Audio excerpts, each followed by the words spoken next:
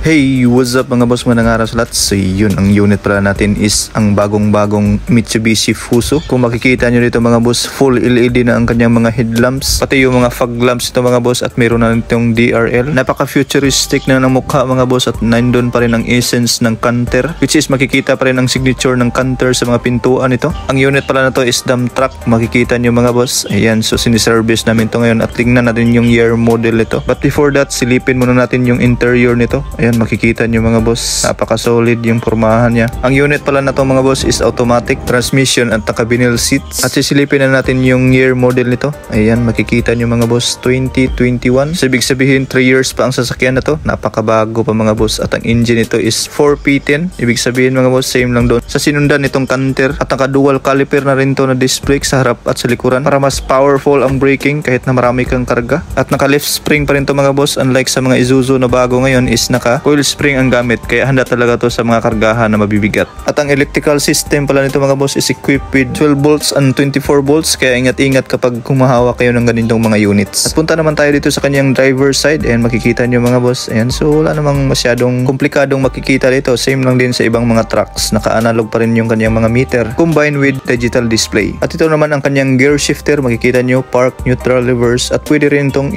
semi-manual mode. Ayan, makikita nyo, plus and minus. Sinadya yan mga boss kasi kapag marami kang karga, pwede kang mag-downshift. Sa paningin ko is comfortable naman sa sakyan mga boss. At syempre, andun pa rin yung simplicity para madaling i-operate ng driver. So kung makikita nyo mga boss, same pa rin nung una, 70 liters ang diesel tank nito. Makikita nyo mga boss, napakalinis ng unit. At syempre, hindi mawawala yung AdBlue sa mga bagong units ngayon. Kumbaga standard sa to sa mga bagong units para magiging cleaner yung ating mga exhaust gas. At syempre, pabor na rin yan sa mga manufacturers dahil the more na mga technology or mga electricals na kinabit dito is more din ang pera nila. Example na lang natin tong kanyang exhaust resonator or muffler yung tawag nyo dito, walang problema. So kung ma-observe nyo mga boss, ang dami pa rin sensors na nakakabit. At ito yung sinasabi ko mga boss na dual na ang kanyang caliper, harap at sa kalikuran. At kung mapapansin nyo rin ang mga bagong chassis ngayon is sarado na siya mga boss. So maybe sa flexibility nito ay binago din siguro nila yung mga types of materials na ginagamit. At pansin ko rin mga boss, yung ECU nito is nandito sa gitna. At ito makikita naman natin sa gilid mga boss, ito yung kanyang voltage regulator or converter mga boss ng 12 volts at saka 24 volts. Kaya kapag nagsiservice kayo ng ganitong unit, dapat may tester talaga at marunong talaga kayo mga boss. Kaya as mechanic mga boss, kailangan talaga nating mag-upgrade ng mga upgrade kasi nga upgrading din ang mga units ngayon. Kaya hindi talaga natin masasabi na alam na natin lahat kahit nagaano mo pa katagal sa industriya ng pagmimekaniko mga boss. Dahil hindi pa kunti ng pakunti yung mga technology na nilagay sa mga